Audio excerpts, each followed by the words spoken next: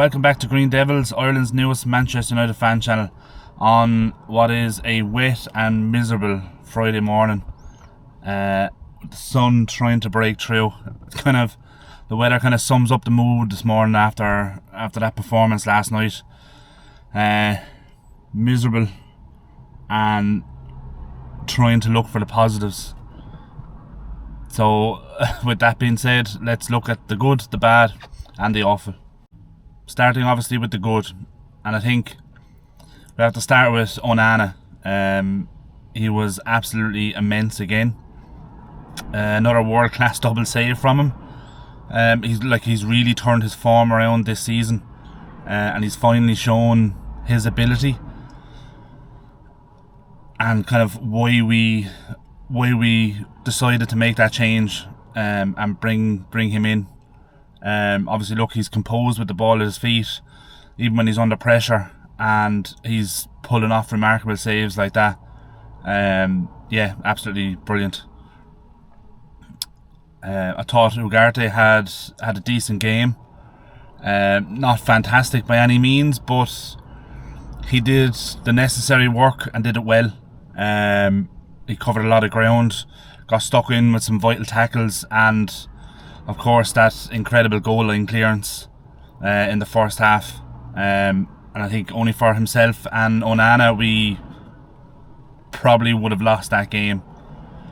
And of course Eriksen again showed his class. It was a great goal, took it really well.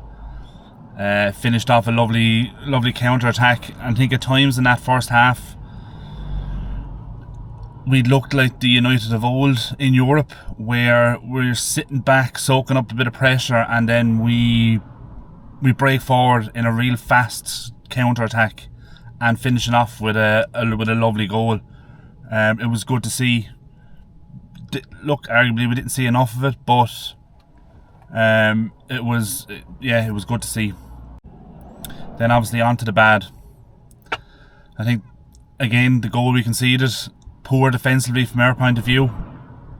Saint-Maximin was a constant threat down that left hand side. Delo obviously caught out of position quite a lot on the transitions. There's Fenerbache were a threat coming forward on the break, and we didn't deal with Saint-Maximin all that well. Obviously the cross then coming in, for me, Lindelof didn't do enough. Defensively, it looked like he just didn't make any effort to even attack the ball or even try and prevent the defender from getting it. He just let the ball go over his head, and there was an unchallenged header in the 6-yard box. Then it was an easy header. I think Mazraoui in the 10 didn't work. Look, it wasn't the worst decision, but it wasn't a masterstroke either. It was, it was pretty meh, to be honest. But I don't understand why he couldn't have put Eriksen in there in the 10. And look, if he was stuck on Mazraoui starting, why not put Mazraoui beside Ugarte and put Eriksen in the 10? Look, I had in my preview, I had Casemiro and Ugarte with Eriksen in the 10. I don't see why that couldn't have been the option, but for whatever reason he decided to rest Casemiro for that first half. But just some strange tactical decisions from Ten Hag there. I think Eriksen, we probably would have created a lot more with Eriksen in the 10 instead of Mazraoui. You could also say, why not Ahmad? What has Ahmad done behind closed doors to not warrant even a sniff of a chance in that game?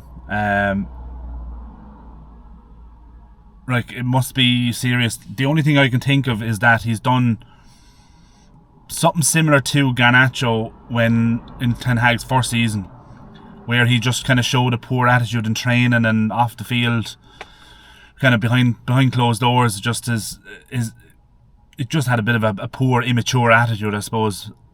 Whether that's the case with Ahmad this year, But yeah, like to not even get a second thought of featuring in the game was very, very strange to me. And now on to the awful. Obviously, look, it's another draw in Europe. There's 3 draws in the Europa League this season. We're down in 20-something in that table. In a must-win game, the performance just wasn't there, and it's not good enough. And even some of the decisions were questionable, like bringing on Anthony for Rashford. That in itself is a strange decision, to take off Rashford, but to bring on Anthony and not even consider Ahmad. And like, I know Ten Hag said he was rewarding Anthony for his performances in training, and it was only when Anthony got injured that he considered bringing Ahmad on. But how bad is Ahmad in training that Anthony is outperforming him? To me, that's just insane. I don't know. And even with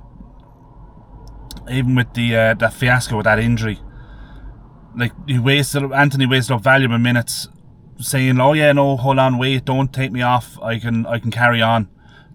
To then 30 seconds later go down and just waste valuable minutes at the very, very end of the game, where we could have possibly been creating something or going for a late winner. I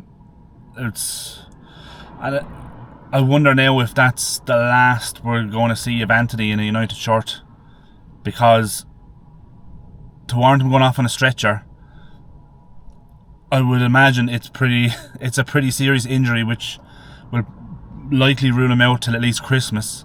And obviously with the talk then of him going on loan in January, is that now going to be the last time we've seen Anthony in a United shirt? It's quite possible, because look, that hasn't worked. It's no secret to me. Everyone knows. I think everyone can agree. Anthony is probably one of the worst signings in Premier League history. We overpaid for what we got, and it's just a disaster from the start. So I think we could very easily have seen him play his last game for United. But anyway, yeah, look, there's not many positives to take out of that game. There's more questions again than answers. Like, it's really getting hard to see where we go from here with Ten Hag. Like most of you will know, I'm pretty much been Ten Hag in this season, especially. But it's getting harder and harder to see how this improves. Yes, we have quite a young team, and we're looking to build for the future, but on paper that team is still good enough to beat the majority of the sides we faced already, and especially the sides that we've either lost or drawn against. And they've been bad draws. Like Porto, we go ahead and we throw the game away. It's happened way too many times. And like, you fully expect them to build on that performance that we seen against Brentford that last weekend, but we just haven't seen it. We've seen moments in games. There's no consistency with the team, whether that's all down to the players, the setup from Ten Hag. I think it all needs to be taken into account at this stage, because something is not working 100%, and it needs to get better. But I don't see how right now. But look, we face another tough game now this Sunday, away to West Ham, which is again another game on paper we should be winning this comfortably. But with this United team, you don't know what performance you're going to get from them. We could easily go out now and win 5-0. We could very easily get played off the park and lose 2 or 3-0. Or we could scrape a draw. You just do not know with this team. So, but something needs to change quick, or we're in for another disaster of a season where the season's effectively over by Christmas. But yeah, look, thanks for watching. Yeah, something needs to change. But look, let me know your thoughts in the comments below. Smash a like on the video, subscribe to the channel if you're new, and we'll catch you later.